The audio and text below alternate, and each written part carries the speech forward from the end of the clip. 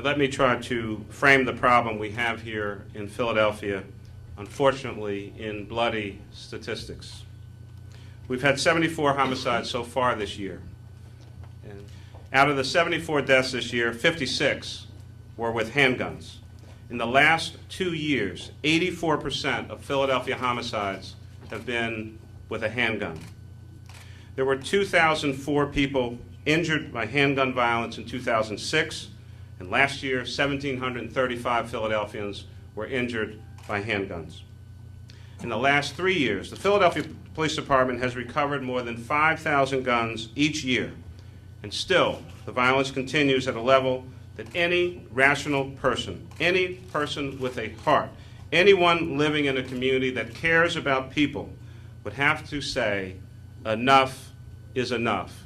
We've had enough, we've stood for enough, and today we're taking direct action to make this city safe. I want you to think back for a moment to May of 2005. The Philadelphia voters made it clear by a margin of 4-1 that they wanted the Commonwealth of Pennsylvania to grant this beautiful, wonderful, historic, incredible city, filled with good and decent people, the authority to enact their own reasonable gun legislation. Somehow, some way, the folks in New Jersey, people in New York, and many other states across America have figured out how to first protect the Second Amendment right in those states and still have reasonable gun control. Because as I've said, the first right we need to protect is the First Amendment, which allows us to peacefully assemble. Month after month, year after year, we have called out to the General Assembly to help us. We have petitioned our government, but our pleas have been ignored. I applaud the Council for passing the 5 bills that make the modest start on reining in the madness running rampant in our streets. Let me mention 2 of the bills here before signing all 5 of them. One limits handgun purchases to 1 a month in an effort to crack down on straw purchasing. The other measure requires prompt notification to the police of a lost or stolen firearm. In the past, I've pointed out that the Commonwealth requires a vehicle owner to report a theft. And this driver also needs to pass a test, get a license, show that he or she can drive, and get insurance. It is not unreasonable to have regulations somewhat similar to that with regard to guns. Almost 232 years ago, a group of concerned Americans took matters in their own hands and did what they needed to do by declaring that the time had come for a change.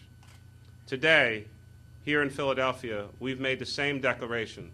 We are going to make ourselves independent of the violence that's been taking place in the city for far too long. And so now I'm going to sign our own documents declaring that independence. This bill provides for the temporary removal of guns from persons who pose a danger to themselves or others. This prohibits persons subject to a protection from abuse order from possessing or purchasing guns. Bill number 080032A requires the reporting of a lost or stolen gun. This bill prohibits the use, possession, or transfer of any assault or contraband weapons in the city of Philadelphia. Limits the purchases to 1 gun a month and deters straw purchases. The bill is now the law of the city of Philadelphia. Other than the 1 gun a month law, which already has in the bill a 6-month implementation time frame, the 4 other bills we would expect virtually instant enactment. Does your police commissioner foresee logistical problems in his forces actually being able to carry that out at the street level? I think Police Commissioner Ramsey is behind. No. He always gets right to the point.